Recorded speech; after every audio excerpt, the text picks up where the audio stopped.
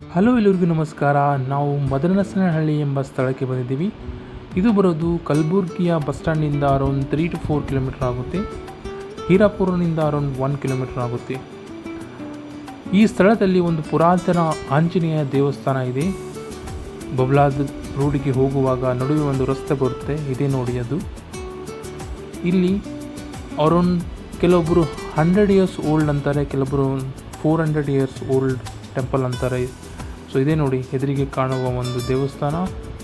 ಇದು ಚಿಕ್ಕದಾಗಿದ್ದರೂ ಕೂಡ ಇದರ ಒಂದು ಇತಿಹಾಸ ಬಹಳ ಹಳೆಯದ್ದು.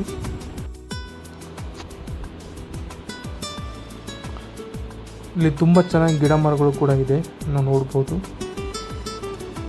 ಇದೇ ನೋಡಿ ಗರ್ಭಗುಡಿ. ಇವತ್ತಿನ ಒಂದು ಪೂಜೆ ತುಂಬ ಚೆನ್ನಾಗಿ ಮಾಡಿದ್ದಾರೆ.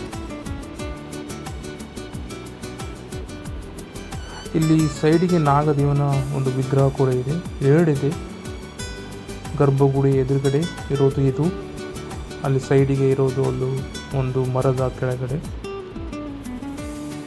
ಇಲ್ಲಿ ಹುತ್ತು ಕೂಡ ಇದೆ, ನೀವು ನಾಗರ ಪಂಚಮಿಗೆ ಬಂದು ಹಾಲ್ ಕೂಡ ಇರ್ಬೋದು ಇಲ್ಲಿ. ಸೊ ಈ ಟೆಂಪಲ್ ಅರೌಂಡ್ 100ರಿಂದ 400 ವರ್ಷ ಹಳೆಯದು ಅಂತ ಹೇಳ್ತಾರೆ. ಎಕ್ಸಾಕ್ಟ್ ಫಿಗರ್ ಗೊತ್ತಿಲ್ಲ, ಆದರೆ ಹಿರಿಯರು ಹೇಳ್ತಾರೆ ಇದು ತುಂಬ ಹಳೆಯ ಟೆಂಪಲ್ ಅಂತ. ಆದರೆ ಯಾರೂ ಜೀರ್ಣೋದ್ಧಾರ ಇನ್ನೂ ಮಾಡಿಲ್ಲ. ಇವತ್ತು ದವಣದ ಹುಣ್ಣಿ ಇರುವುದರಿಂದ ದಾಸೋಹ ಕೂಡ ಮಾಡಿಸಿದ್ದಾರೆ. ಇವತ್ತು ಹುಗ್ಗೆ ಅನ್ನ ಸಾರು ತುಂಬ ಚೆನ್ನಾಗಿ ಮಾಡಿದ್ದಾರೆ. ಈ ಟೆಂಪಲಿನ ಎಕ್ಸಾಕ್ಟ್ ಅಡ್ರೆಸ್ ಇರೋದು ಕೋಬ್ರಾ ಲೇಔಟ್, ಮದನಸನಹಳ್ಳಿ ಕೋಬ್ರಾ ಲೇಔಟಲ್ಲಿ ಇರೋದು ಇದು ಟೆಂಪಲ್. ತುಂಬ ಪುರಾತನ ಟೆಂಪಲ್. ಎಲ್ಲರೂ ಬಂದು ದರ್ಶನ ತಗೊಳ್ಳಿ ಅಂತ ಹೇಳ್ತಿದ್ದೀನಿ.